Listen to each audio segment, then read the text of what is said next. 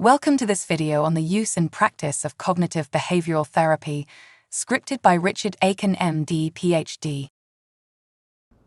In a previous video, Part 1, CBT Concepts, we offered a simple sequence of the CBT model, perception, followed by cognition, emotion, and behavior. Consider now an alternative description of each of those elements: trigger, followed by automatic thought, emotion, and response.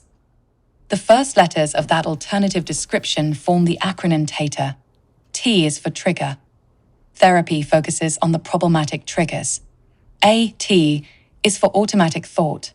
This is the first thought that comes following a trigger, usually without cognitive analysis. E is for emotion, the way one feels following the thought.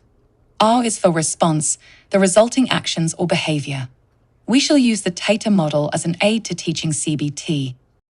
An objective of therapy is to discover a patient's schemata, or core beliefs. At birth, these are tabula rasa, but early childhood experiences, particularly critical incidents, begin to form their way of looking at the world. These viewpoints can then result in automatic thoughts. Once dysfunctional core beliefs are revealed, there is an opportunity to modify these beliefs to better conform to reality. Dysfunctional automatic thoughts include, as examples, all or nothing thinking, discounting or minimizing an important issue, magnification of a relatively unimportant situation, self-blame or internalizing, and mind reading, when a person assumes what another is thinking based on their own irrational core beliefs.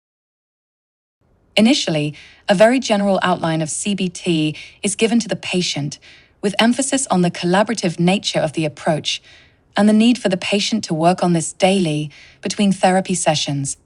This will be a true coping skill once developed. An action plan is developed, focusing at first on their own ideas of what to change. A commitment is sought. The CBT therapy session tends to be more structured than some alternative therapies.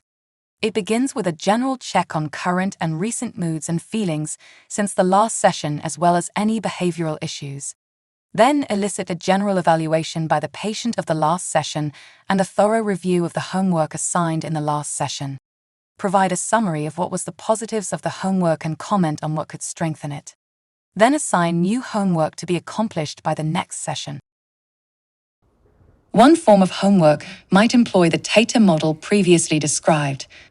After learning about triggers and automatic thoughts, a TATA task might look like this example. Each of the CBT elements are represented with an area to record each element. After completion of a number of these tasks, a new element is introduced in which the patient recognizes a trigger and an automatic thought, but then thinks again for a more acceptable emotion and response outcome. Thank you for your attention. We hope CBT will prove to be a useful tool in your practice.